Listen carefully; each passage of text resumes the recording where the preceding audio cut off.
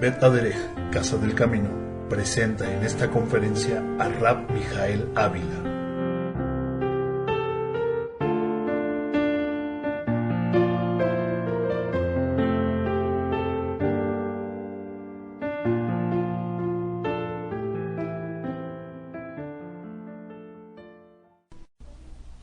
Shabbat Shalom desde la sinagoga Bet Aderech. Les saluda el rabino Mijael Ávila de Bet Aderech.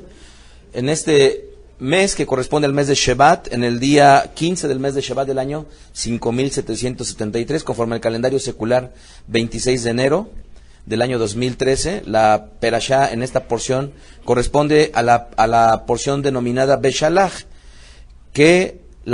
cuya lectura comenzaría de Shemot capítulo 13 verso 17 a Shemot 17 verso 16. Durante las últimas semanas hemos visto ni más ni menos que la historia de un pueblo cuya relación ha sido una relación simbólicamente utilizada a través de la analogía de un amor entre un hombre y una mujer.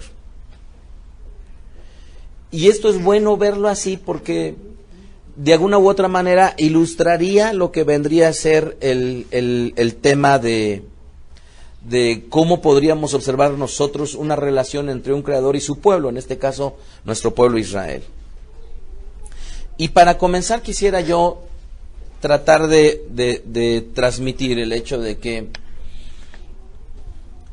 como el Eterno ha puesto como analogía una relación conyugal, es importante que todos nosotros identifiquemos que tenemos que desmitificar el tema de la felicidad. ¿Y a qué me refiero con desmitificar el tema de la felicidad? La mayoría de la gente cree que la felicidad está relacionada con no tener problemas, con tener todo el tiempo no nada más bonanzas, sino además un bonito ambiente, sino además todo gozo, todo disfrute. Pero la felicidad, desde el punto de vista tradicional, es no tener una serie de problemáticas. Sin embargo, quiero que por favor les quede bien claro que la felicidad siempre conllevará, para poder sobrellevar el área en el cual nosotros nos vamos a desenvolver, siempre situaciones adversas. Si nosotros nos imaginamos a una mujer que algún día está anhelando tener un hijo, y lo que la persona está pensando es, es que cuando tenga mi hija, y está aspirando a que cuando este evento suceda va a ser verdaderamente feliz. Pero cuando llega el bebé, hombre o mujer, ¿qué es lo que conlleva? De momento la mujer deja de amamantar, ¿verdad? Y las defensas que empieza a tener el bebé ya desprovisto de un alimento materno, pues obviamente empiezan a bajar las defensas y empiezan a suceder lo que vendrían a ser las enfermedades. ¿Es así? Y obviamente detrás del gozo de tener un hijo, para mí en lo personal, uno de los sufrimientos más grandes para mí como padre es el de un hijo. Ver sufrir a un hijo. Y cuando tú ves sufrir a un hijo, pues bueno, tú dices, oye, ¿qué tanto hubiera valido la pena haber tenido hijo o no haber tenido hijo después de verlo sufrir como muchas veces ocurre en medio de las enfermedades o incluso las llegadas al hospital? Y si nosotros hablamos al respecto de que creemos que vamos a ser felices cuando terminemos una carrera, pues sorpresa, porque tampoco el terminar una carrera nos va a provocar a nosotros la felicidad. ¿Y por qué?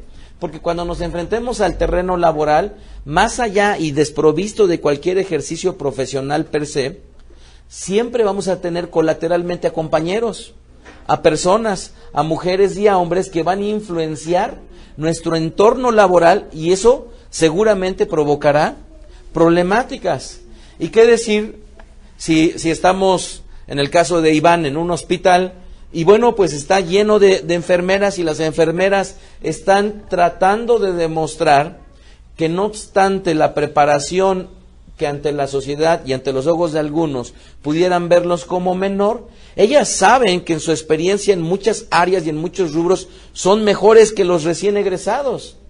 Y muy probablemente en sus pensamientos tratarán de demostrarle a costa de lo que sea a los recién egresados que ellas conocen más y por lo tanto hacerle la vida de cuadritos. Y entonces, ¿dónde quedó la felicidad de la carrera? Pues no, muy pronto se acabó y muy pronto vinieron situaciones adversas.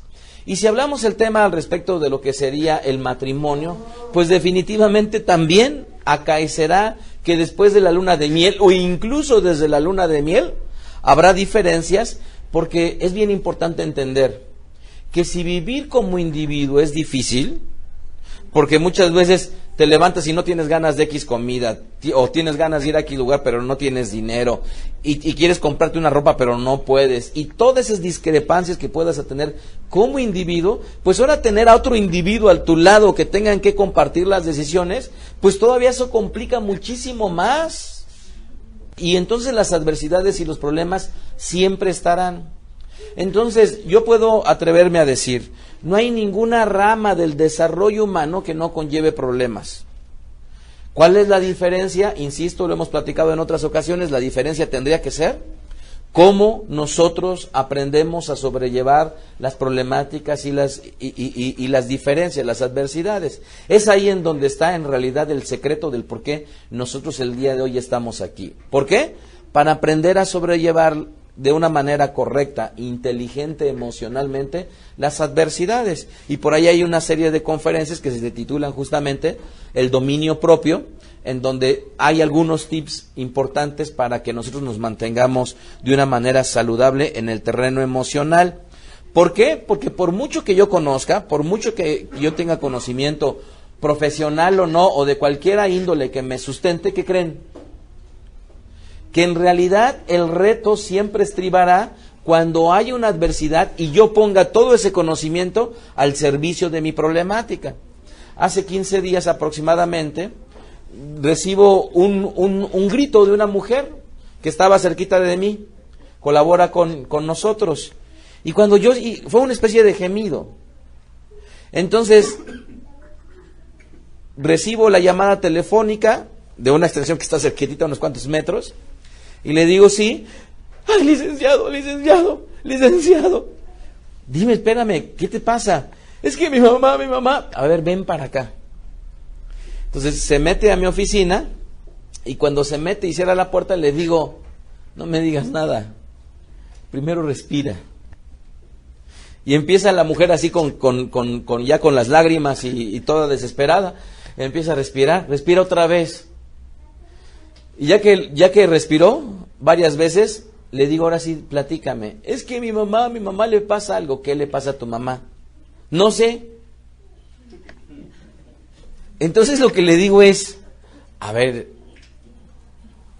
tienes que entender que si todavía no sabes qué tiene, ¿qué es lo mejor? Pues no preocuparse. ¿Es verdad o no? No preocuparse. ¿Por qué? Porque si tú no sabes qué tiene, no sabes de qué dimensión es la posible problemática, y al no saber dimensionarla, ¿cómo te vas a preocupar? ¿Poquitito o mucho? Pero lo más increíble es que la preocupación, ¿te servirá de algo preocuparte? ¿Aportará algo al problema? ¿Ayudará?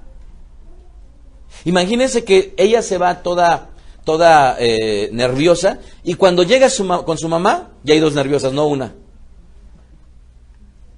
¿Qué ayudaría más? Que la mujer mantuviera el control y que en el momento en que viera a su madre, pudiera ya tener un dominio propio. Pues resulta que le digo, oye, pues si no sabes qué, y es tu mamá la que te acaba de hablar, pues vuélvele a hablar para preguntarle, mamá, ¿qué te pasó? Entonces ya se sale, le llama por teléfono, y ya cuando regresa me dice, sí, es que le pasó un accidente, se le fue el coche. Ah, pero ¿está bien tu mamá? No lo sé. Otra vez. Resulta que a la vuelta de cuando ya la dejo yo ir, se va y atiende a su madre, resulta que efectivamente su coche se le fue sin por haberle puesto la velocidad y ni el freno de mano. Entonces el coche chocó con varios arbolitos, pero a la mamá no le pasó absolutamente nada. Este ejemplo, aunque parece un tanto absurdo, pero es de la vida real, es lo que nos pasa a todos nosotros. ¿Nos alcanzará el dinero para el fin del mes, o para el fin de la quincena, o para el fin de la semana, Pues tan simple como, mira, el momento que se te acabe, ahí comiénzate a preocupar. No te preocupes desde ahorita. Tuiteaba yo hace como un mes y yo decía, una de las palabras favoritas de los médicos cuando no pueden diagnosticar correctamente, ¿cuál es? Estrés. ¿Qué tiene el paciente? Estrés. ¿Verdad? Y era lo mismo que yo decía. ¿Cuál es uno de las palabras favoritas de los psicólogos? Son los nervios. ¿Sí o no? Entonces, ya como que hay palabritas que están... Sí, está muy buena esa canción, ya me la hiciste recordar. Detenerte suplicando palabras. Y entonces, cuando si nosotros nos diéramos cuenta, esto casi siempre lo aplicamos a todo en nuestra vida, que si vamos a pasar una materia, que si nuestro papá nos va a regañar, que si... Y casi todos nuestros problemas están girando al futuro. Al futuro.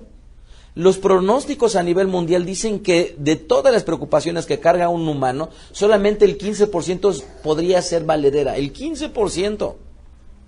Entonces, ¿por qué tenemos tantas preocupaciones? Porque siempre estamos advirtiendo y cargando cosas que pasarán en el futuro. Regresando al tema entonces de la felicidad. Y partiendo de la base en la cual es incorrecto pensar que aquí en la Keilah no va a haber problemas. Porque si aquí verdaderamente estuviera el Eterno, pues no habría problemas. Eso no es cierto. ¿Por qué? Porque partimos de la base en la cual dijo bien claramente Rabbi Yeshua, porque los que están aquí son unos enfermos. ¿Y quiénes somos los que estamos aquí? En estricto sentido deberíamos de ser los primeros que necesitamos un cambio, los primeros que deseamos cambiar. Se los decía yo de forma reciente, si tantas alternativas de soluciones psicológicas, emocionales, espirituales e incluso médicas he buscado, ha sido básica la respuesta. ¿Por qué las he buscado? Porque ha sido el primero que me he sentido necesitado de cambiar. ¿Sí lo ven? O sea, ¿por qué he buscado tantas soluciones? Porque en estricto sentido, el buscar esas soluciones, me he sentido yo necesitado de encontrarlas.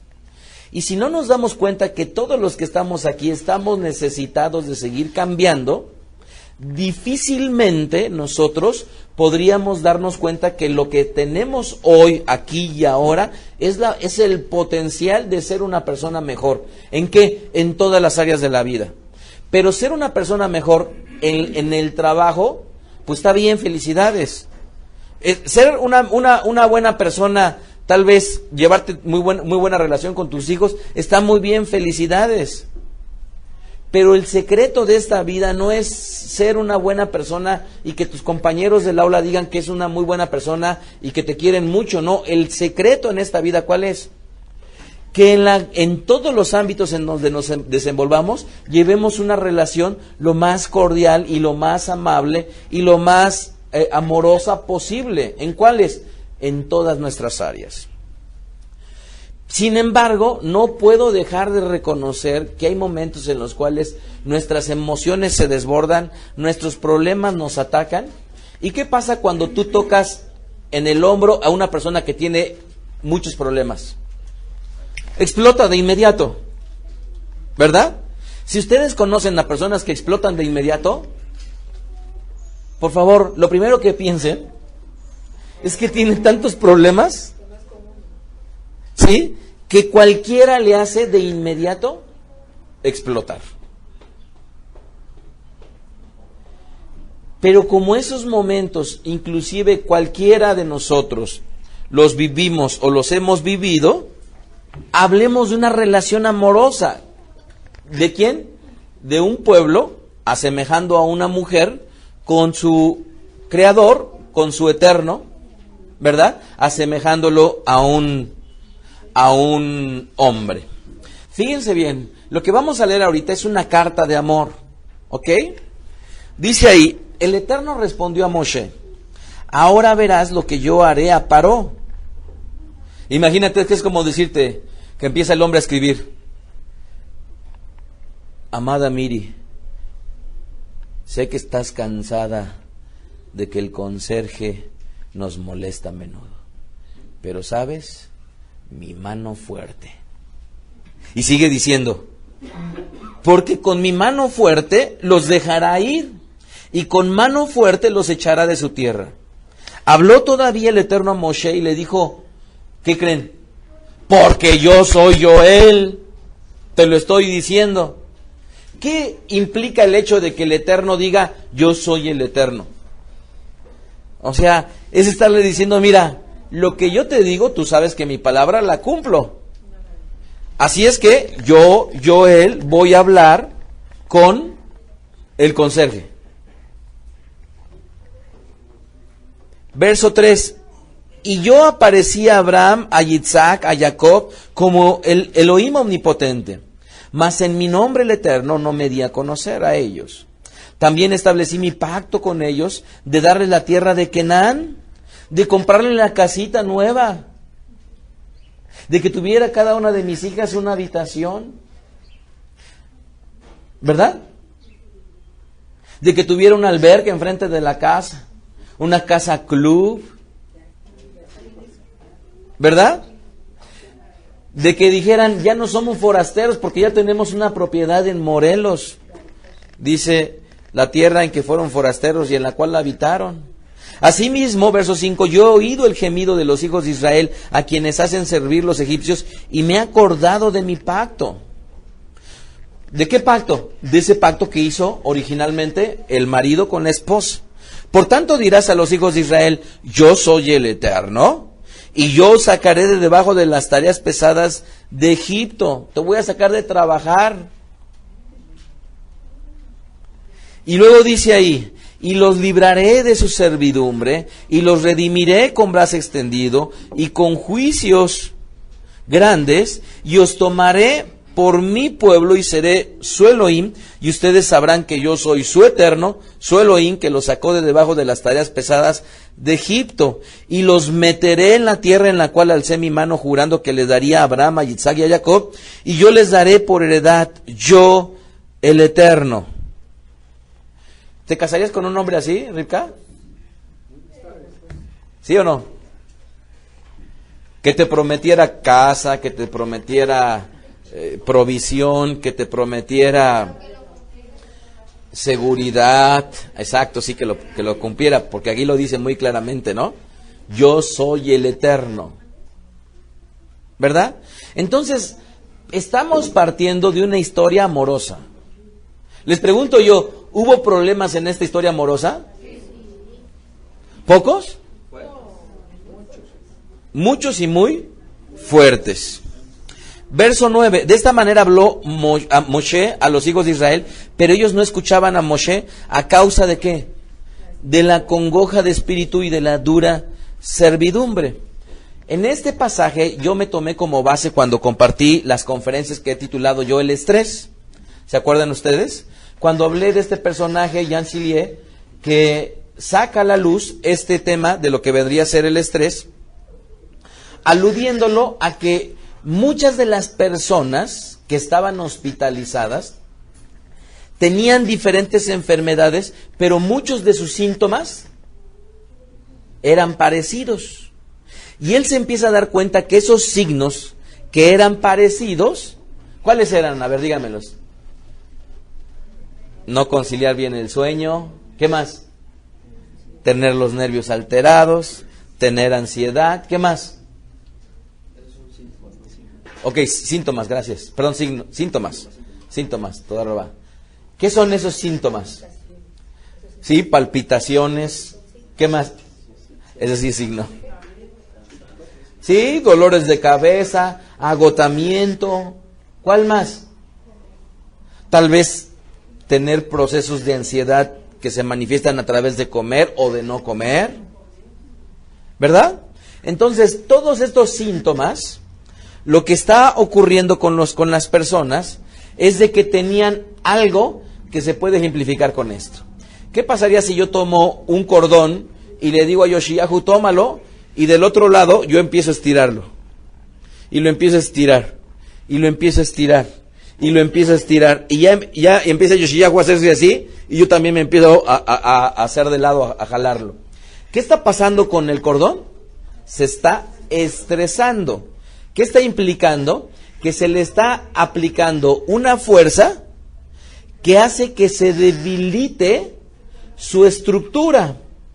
¿Qué es lo que nos pasa a nosotros cuando nos estresamos? Que nuestra estructura anatómica, lo que ocurre es que va a comenzar a padecer. ¿Debido a qué? A que como consecuencia de que se está exigiendo de más a nuestro organismo, va a empezar a dar una manifestación sintomatológica, ¿lo dije bien? Sintomatológica, en donde va a ser semejante, porque muchos de estos síntomas, ¿verdad?, estarán relacionados con un desgaste corporal.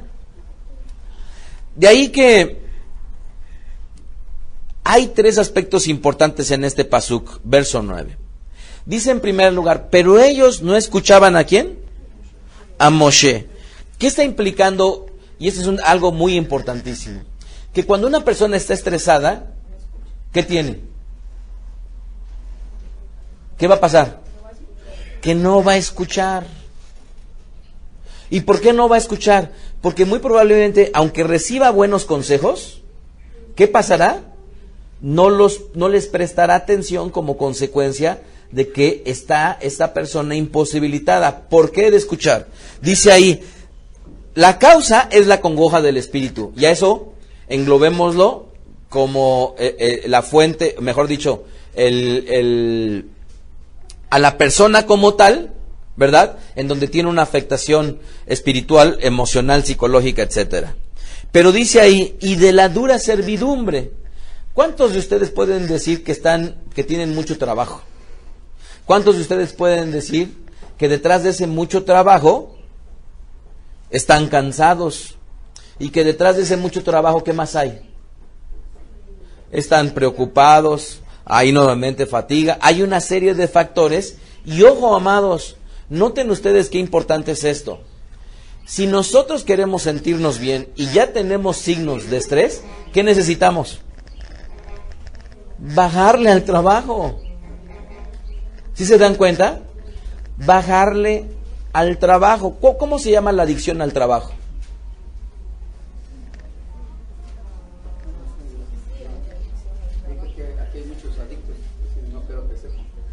¿Cómo se llama?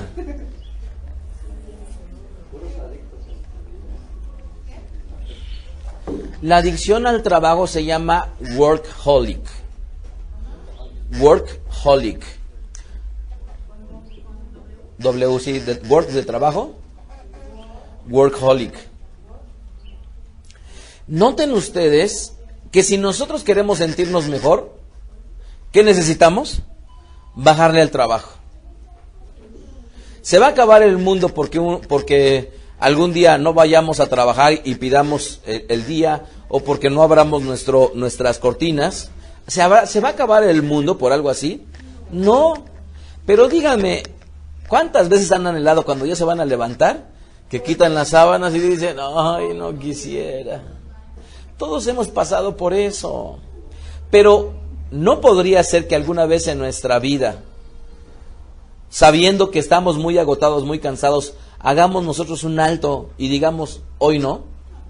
De una manera responsable, por supuesto. Y más si el trabajo depende de nosotros mismos, ¿verdad? Esto es posible. Entonces, noten ustedes que cuando una persona está estresada, tiene una posible causa, tiene mucho de algo, no sé exactamente, aquí fue de trabajo, pero tiene mucho de algo, mucho de preocupación económica, mucho de problemas emocionales, mucho de algún área en su vida, tiene mucho, y este mucho le podría provocar que la persona no escuche, ¿verdad o no? Ahora, teniendo esto en mente, ¿qué tiene que ver esto nada más con nosotros? Pues obviamente tiene que ver muchas cosas. Sin embargo, es importante que nosotros conozcamos, hay una palabra que es importante conocerla, que se llama el efecto placebo. ¿Alguien tiene idea de qué significa el efecto placebo? ¿No? El efecto placebo se ha usado mucho, por muchos años, sobre todo en la industria farmacéutica, cuando desarrollan medicamentos, ¿verdad? Que en una industria farmacéutica generalmente lo que van a hacer es que para demostrar la eficacia de algún avance químico a partir de un medicamento, ¿qué es lo que va a pasar? Van a tener que probarlo. ¿Y lo prueban cómo? A través de dos grupos. Separan a un grupo de enfermos y separan a otro grupo de enfermos. Uno de ellos le denominan el grupo de control, bueno, ambos son control, pero uno de ellos lo identifican y a unos le dan el medicamento real y a otros le dan un placebo. ¿Qué se entiende por placebo?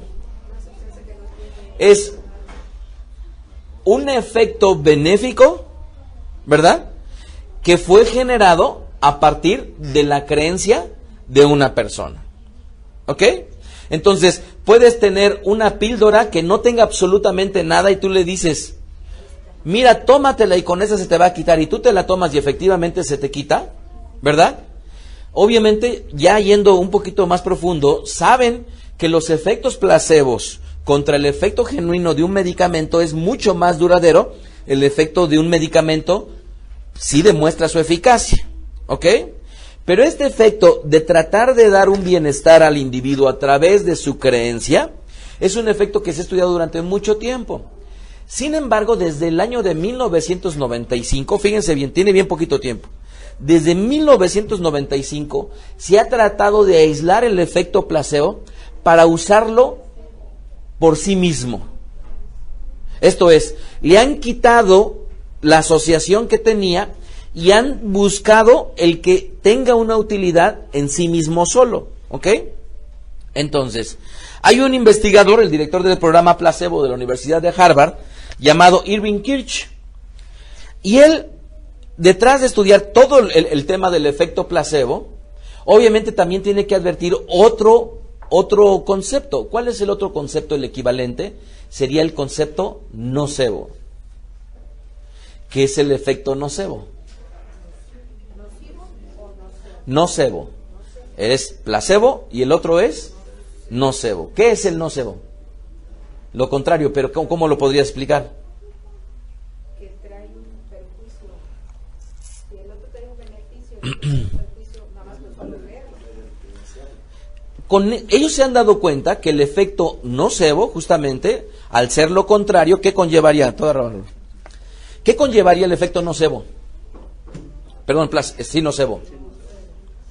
Que noten ustedes que al 60% de las personas que le suministran la quimioterapia, ¿qué creen? Antes de que se la suministren, ya están experimentando en su organismo repercusiones que ellos ya han escuchado que les pasan a la gente que le ponen quimioterapia. Y por eso no es raro alguien que se enfermó de cáncer y empieza a perder el cabello. ¿Por qué? Porque sabe que si le van a poner quimio, uno de los posibles efectos es la caída del cabello. Y aunque no le hayan puesto quimio, ¿qué le pasará al 60% de las personas que a futuro les van a poner quimioterapias? Van a empezar a experimentar dolores de cuerpo, dolores de hueso, caída de cabello, caída de cejas. 60%. Así es. Imagínense ustedes que en ese 60% tenemos nosotros, obviamente, una gran problemática de cómo poder dominar los efectos psicológicos que tenemos nosotros en nuestro organismo. Ahora, yo les pregunto, ¿qué hay con el efecto placebo? ¿En dónde se genera? En la antigüedad creían que con que abrieran el cerebro iban a ver, pues aquí en el cerebro, aquí está los recuerdos.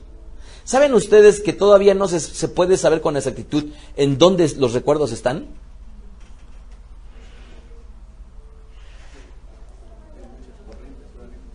De hecho, es bien importantísimo conocer es bien importantísimo conocer que nuestro cerebro es una muy mala herramienta para confiar en él en materia de recuerdos.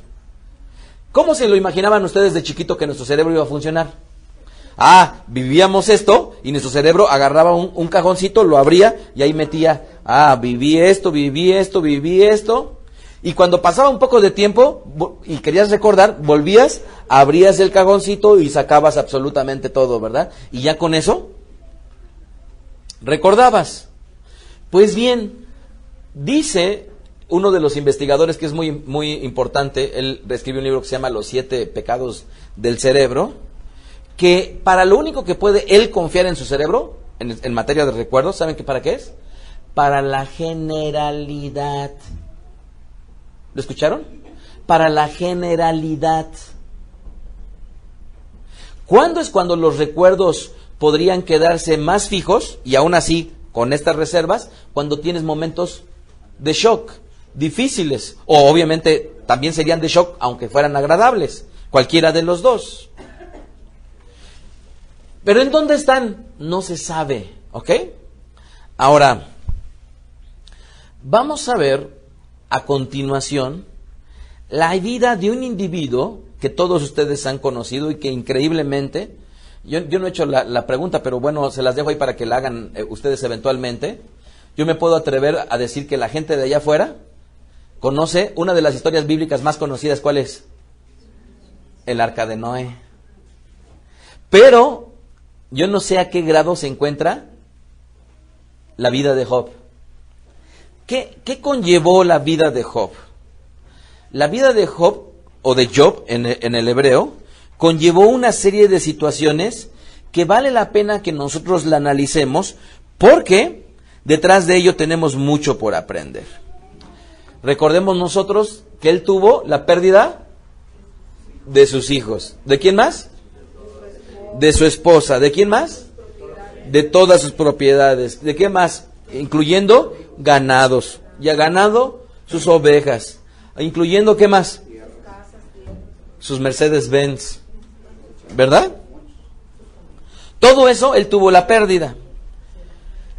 Pero notemos nosotros que en el capítulo 3 del libro de Job se encuentra un Job que está comenzando a hablar después de toda la tragedia que le aconteció. Pero por favor, miren, amados, cuando veamos la vida de Job, es ¿qué puedo yo aprenderle a él? Y ojo, no nada más aprenderle, porque muy probablemente muchos de nosotros hemos vivido situaciones idénticas que las de Job. Idénticas. Y no en un sentido amplio de todas las tragedias que le sucedió, pero tragedias o situaciones adversas que nos han llevado a decir lo que él ha dicho. Versículo 1. Después de esto abrió Job su boca y maldijo su día. ¿Cuál día? El que nació. Yo no sé cuántos de ustedes pensándolo o diciéndolo, o nada más alguna vez ustedes acordándose, alguna vez han dicho, mejor hubiera yo no nacido. Y muchos no lo han dicho, pero sí lo han pensado. Noten ustedes que estamos leyendo a un hombre que estaba en una situación verdaderamente de abatimiento, difícil, crítica, como dice Aarón. Y entonces dice ahí, y exclamó Job y dijo, perezca el día en que yo nací, y la noche en que se dijo, varón es concebido. ¿A qué horas nació Job? En la noche, ¿verdad? Sea aquel día sombrío y no cuide de él el Eterno desde arriba. Órale. O sea, no nada más no quieres que ese día exista, sino además pasas a molar a todos los que nacieron en ese día y a todos los que vivieron en ese día, ¿no? Dice, ni claridad sobre él resplandezca. Fíjense bien, aféenlo las tinieblas y sombra de muerte. Cualquiera pudiera encontrar alguna grosería, alguna maldición para hacerlo sobre su día, pero no es muy elegante. Aféenlo las tinieblas. A mí no me queda duda que todas esas palabras van a regresar. ¿Y por qué? Porque hoy en día las palabras que se están usando aún ya en los medios de comunicación que antes se privaban, están siendo tan comunes que las nuevas olas buscarán la diferencia y volverán. Y volverán. Entonces, reposa sobre él nublado, que lo haga horrible como día caliginoso. ¿Alguna vez hubieran imaginado decirle a tu ser amado cuando te estás peleando, es horrible? Mire, está. No recuerdo, he encontrado unas mejores. ¿No? Dice, ocupe aquella noche la oscuridad, no sea contada entre los días del año, ni venga en el número de los meses. O sea, a ver, el número 8 en el que yo nací, tache. Se salta del 7 al 9. Ni venga en el número de los meses. Oh, que fuera aquella noche solitaria, que no viniere canción alguna en ella. Maldígala los que maldicen el día, los que se prestan para despertar. Al Leviatán. Ahora, ¿qué tiene que ver el pobre Leviatán? Ahora sí que está bien a gusto y él quiere que lo vayan, o sea, como quien dice, si me va mal a mí, que frieguen a todos. Incluyendo a quien también al Leviatán. Al que se van a comer en el gran Shabbatón, sí, a ese que se van a comer todo Am Israel en el gran Shabbatón, a ese despierten, ¿no? Oscurezcan las estrellas de su alba, espere la luz y no venga, ni vea los párpados de la mañana, por cuanto no cerró las puertas del vientre donde yo estaba, ni escondió de mis ojos la miseria. Porque, ¿por qué no morí yo en la matriz o expiré al salir del vientre? Fíjense, no se contenta con decirlo una vez, sigue moliendo al respecto del por qué él dio a luz. Pero noten ustedes, verso 12, ¿por qué me recibieron las rodillas? Úchale. Fíjense nomás, o sea, qué creatividad de Job, ¿no? Digo, ¿a poco no es muy creativo?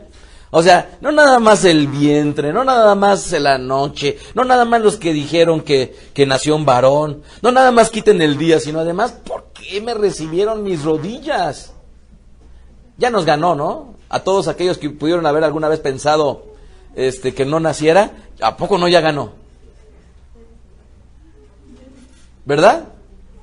Ya ganó, así que ya fue mejor. Y sigue diciendo, y que los pechos para que mamaste, pues ahora estaría yo muerto y reposaría, dormiría y entonces tendría descanso. Con los reyes y con los consejeros de la tierra que reedifican para sí sus ruinas. O sea, él quiere estar muerto. Verso 15, o con los príncipes que poseían el oro que llenaban de plata sus casas. ¿Por qué no fui escondido como abortivo?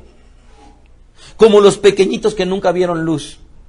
Híjole, este cuate, ¿no? O sea, yo he conocido a muchos que dicen, ay, es que a mí me gustaría ser como tal artista o tal cantante o tal esto, y a él le gustaría ser como un abortivo. Sorprendente, ¿no?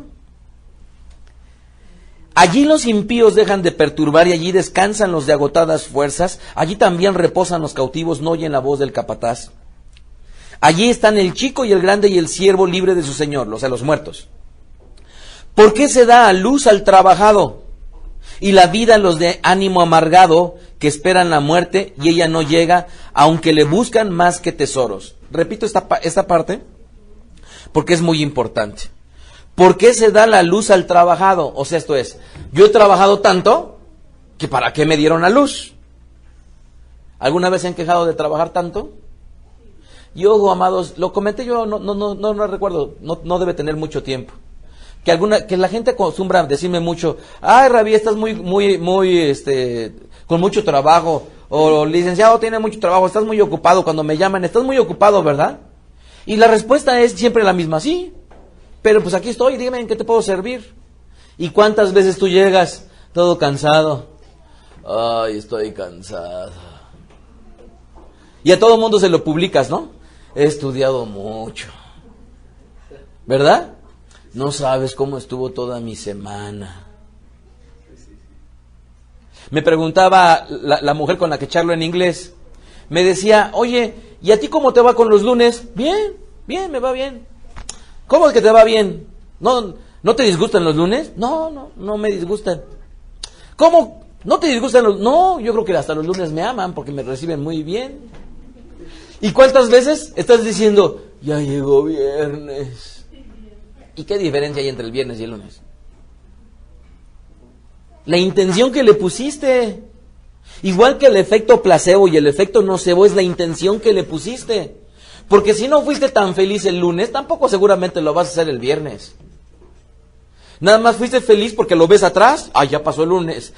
Como este día está todavía por vivir y es viernes, entonces tienes mucho por trabajar, mucho por hacer. Pero si te hubieras preguntado eso el lunes en la mañana, hubieras dicho, hoy todavía queda el lunes. Noten ustedes que todo depende de la actitud con la cual nosotros asumimos nuestro papel en nuestra vida. Verso 22, que se alegrarán sobremanera y se gozan cuando hallan el sepulcro. ¿Por qué se da vida al hombre que no sabe por dónde ha de ir? Y a quien el Eterno ha encerrado. A ver, ¿cuántos de ustedes se han preguntado, es que no sé qué hacer? Es que no sé qué hacer. Y Job, en el momento de su abatimiento, le reclamó, le dijo, ¿por qué le das vida a aquellos que no saben qué hacer con su vida? Veamos verdaderamente el abatimiento de un hombre que está totalmente devastado. Pero hay algo más importante, que la creación, en el libro de Bereshit, en 21 frases, el Eterno nos enseñó cómo había sido la creación. ¿Cuántos pasukim llevamos hasta aquí? Llevamos hasta aquí 23. Miren, ya hasta le ganó al Eterno. O sea, el Eterno con 21 frases nos dijo, así cree todo. Y él, 23 y no ha acabado su gran poema, su oda al gran quejido.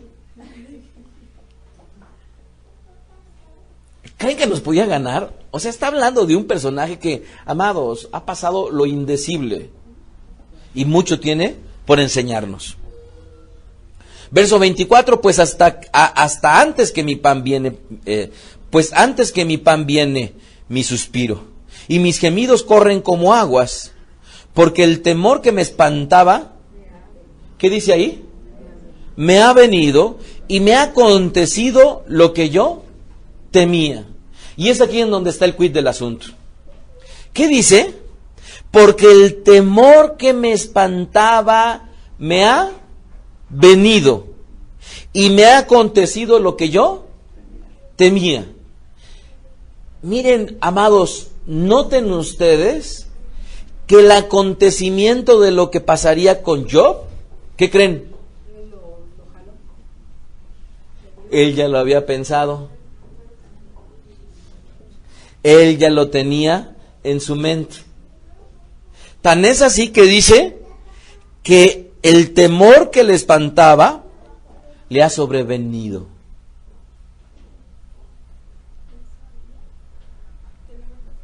Él sabía que le iba a pasar. Veámoslo desde el punto de vista del efecto placebo. ¿Les parece bien? ¿Cuántos años antes de haber estrenado un coche, Johanna y Sharet Pérez llegaron a la agencia? No era el año 2000 o 1999, no lo sé con exactitud. No, el anterior. Sí, es que digo ese porque fue un parteaguas esa unidad en México, y después les digo por qué. ¿Verdad? Obviamente han tenido la oportunidad de estrenar más coches, pero estoy enunciando uno que en el año de 1999 ellos llegaron a la agencia y les dijeron, mira este coche, parece un Mercedes chiquito. Se subieron, lo apreciaron, y la pregunta es, ¿cuántos años antes anhelaron el haber tenido un coche nuevo? ¿Recuerdas, Sharet? ¿Cuántos años? 1, 2, 3, ¿cuántos? Ajá, ¿y cuántos años antes habían anhelado tener? Querías tener uno de agencia. ¿Cuántos?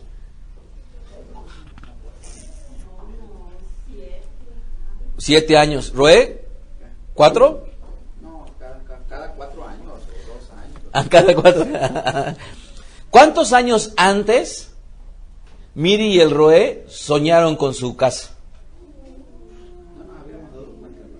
Exacto, el Roé fue algo particular porque él decía, a mí no me interesa, yo no quiero, ¿verdad?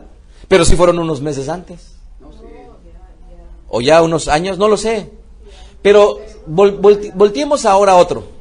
¿Cuántos años antes pudo haber dicho Rivka, quiero conocer Cancún? ¿Cuántos años? O como 8, ¿verdad? Como 8 anhelándolo. Entonces, noten ustedes que cuando el arquitecto de la Torre Latinoamericana, antes de que fuera construida y antes de que fuera terminada, ¿en dónde comenzó la Torre Latinoamericana? En su mente, ¿verdad? No se olviden de eso porque lo voy a enlazar con la conferencia de la tarde. ¿Ok? ¿En dónde comenzó? En su mente. ¿Cuántos años antes anheló Yitzhak y Rivka su boda? Y los preparativos, y que Rabí, vente, vamos a hacer la prueba del menú. ¿Verdad? Y que íbamos a hacer la prueba del menú, que estaban sus papás, y que cómo va a ser la boda. ¿Cuánto tiempo antes se anheló eso? Entonces, noten ustedes cómo absolutamente todo lo creado comenzó ¿en dónde? Con un deseo. En algo que todavía la ciencia no puede explicar en dónde se encuentra. ¿Ok? Ahora,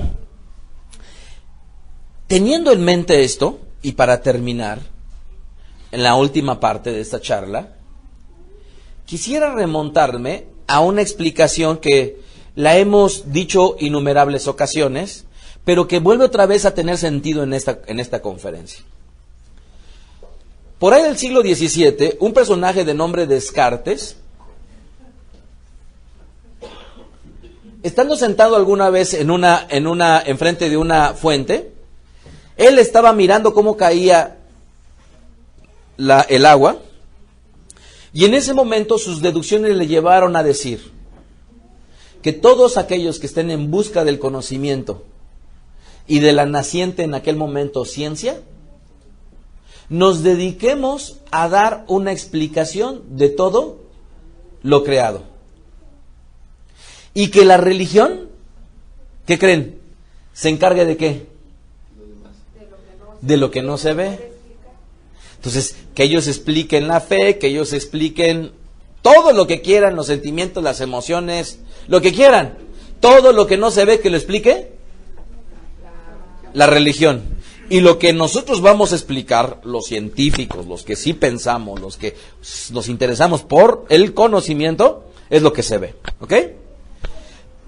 Y hasta ahí comienza lo que vendría a ser una época de dualismo que transcurre con una serie de avances en la historia de la humanidad hasta llegar a principios de 1900, cuando dos personajes ilustres en la historia de la ciencia, Albert Einstein y Max Planck, sacan a la luz lo que vendría a ser una teoría relacionada con lo que hoy en día se le conoce como la mecánica cuántica o la física cuántica. El avance de todos los descubrimientos humanos había conllevado no nada más a tener teorías como la de la relatividad, sino tener medios para poder llevar muchas de las teorías a un efecto práctico, como ahorita lo vamos a poder ver.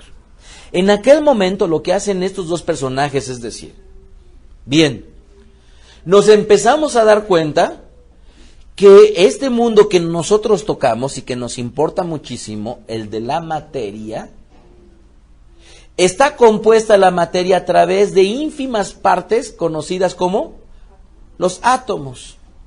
Y los átomos a su vez tienen ínfimas partes conocidas como protones, neutrones, electrones y las partes más ínfimas como lo que podrían ser el quarks. Pero cuando nosotros vemos el átomo, ¿qué es lo que contiene en el centro? Nada, en su núcleo, nada. Cero, sobre la nada. De tal manera que aunque yo esté tocando el micrófono, este micrófono está compuesto por partículas de átomos, ¿verdad? Y rellenas de nada. ¿Ok?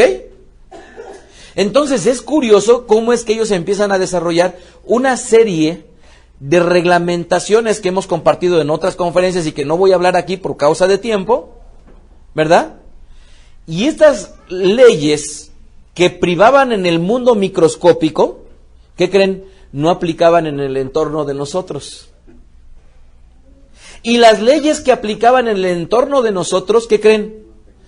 No aplicaban en el entorno microscópico. ¿Ok? Esto que está complicado de entender, pero que valdría la pena que por ahí buscaran las demás conferencias, nos ayuda porque con el devenir de los años hubo un esfuerzo monumental a nivel mundial, ¿verdad? En donde hicieron un inmenso laboratorio para reproducir lo que en teoría estaban pasando con las partículas ¿de qué? Electrones o neutrones, ¿verdad? Cómo los disparaban y cómo estaban chocando, que se le conoce también como el experimento de Higgs o el bosón Higgs, y que de ahí se derivó la frase, la partícula de Dios. Se sabe que con este experimento, en la medida que puedan ellos ubicar qué es lo que está pasando en un sentido microscópico, van a poder explicar muchas cosas, entre ellas, ¿qué creen? El tiempo. Pero esto, si nosotros entendemos que la teoría la están aterrizando en experimentos y en pruebas científicas, cuando nosotros salimos a ver a los cosmólogos, nos damos cuenta que ellos dicen, bueno, la materia está identificada y aquí en la Tierra están trabajando. Pero ¿qué creen? También hay algo que se le conoce como la materia oscura o la antimateria. Pero también hay algo que se le conoce como la energía oscura. Y la energía oscura es la que creen ellos teóricamente que es la que está provocando una expansión en el universo. Que contrario a como muchos de nosotros fuimos enseñados que la Tierra tiene un campo gravitacional, ¿verdad? De gravedad, y que está trayendo a los cuerpos celestes hacia él, lo que están dándose cuenta desde hace muchos años es que el universo se está expandiendo. Pero ¿por qué la ciencia no puede entender todo esto que estoy yo mencionando? Porque la ciencia lo único que le puede dar explicación es al 4% de todo lo que existe. Otra vez, solamente la ciencia puede explicar el 4% de todo lo que existe en el universo, todas las galaxias. ¿Cuánto? El 4%. ¿Quieren que se los pruebe? Se los voy a probar ahorita aquí mismo. En mi campo de vista me queda Rubencito, ¿verdad? Ahí está en mi campo de vista. Aparentemente está obstaculizando un poquito ahorita la teba, perdón. Y no obstante la madera que está entre él y yo, la pregunta es, ¿qué es lo que me separa a mí de él? El oxígeno, ¿qué más? Partículas, ¿qué más? Agua suspendida, ¿qué más? Pueden decir aire, bacterias. ¿Sí? Todo lo que podamos decir, ¿qué creen? 4%. El 96% la ciencia no lo puede explicar. Por muy científicos que creamos ser, ¿qué creen? Tenemos tal grado de ignorancia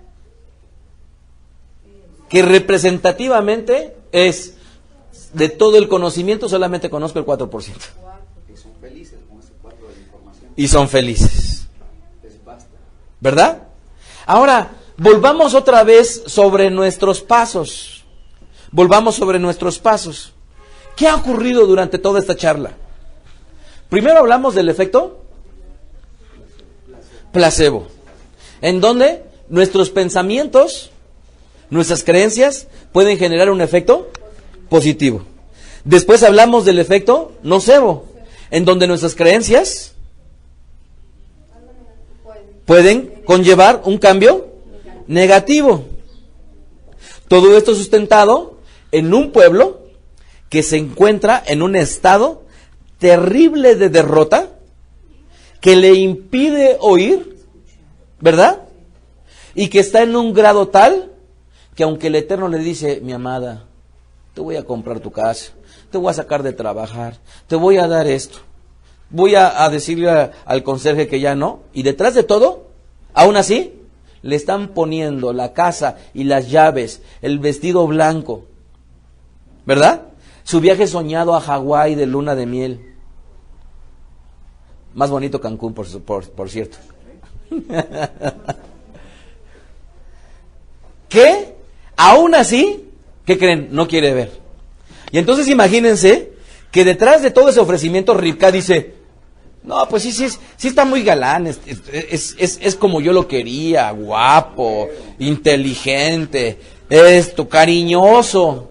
Además a mi papá y a mi mamá les gusta, ¿verdad? Tiene un gran potencial económico, pero aún así, ¿qué creen? No, ya puedo alguien mejor. Noten ustedes cómo nuestro pueblo está en esa condición, ¿sí? ¿Qué se perdería nuestro pueblo? ¿Sí? ¿Qué se perdería? Fíjense bien, si el Eterno no los hubiera agarrado a la fuerza y los saca, ¿de qué se hubiera perdido? ¿De qué se hubiera perdido Rivka? ¿Verdad? ¿Cómo se le llamaría eso?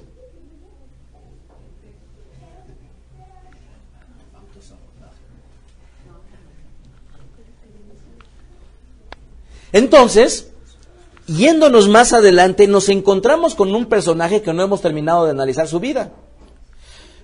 Pero antes de que analicemos su vida, este personaje nos da una gran clave. Lo que yo me temía, me ha sobrevenido. Y entonces pusimos ejemplos de cómo muchos de nosotros hemos soñado por años algo que a la postre se cristalizó. ¿Verdad? ¿En dónde estaba ese algo que soñamos? En la nada, en nuestros pensamientos. Y esto nos da la puerta para entender lo que va a ocurrir más adelante, pero esto y muchas cosas más las veremos el día de hoy en la tarde. Desde la sinagoga Beth Aderech se despide el rabino Mijael Ávila deseándoles Shalom Aleichem. Escuchaste a Rab Mijael Ávila. Para conocer más de sus conferencias, visita la página betaderech.com. Síguenos en las redes sociales, YouTube, Facebook, Twitter. Búscanos como Mijael Ávila.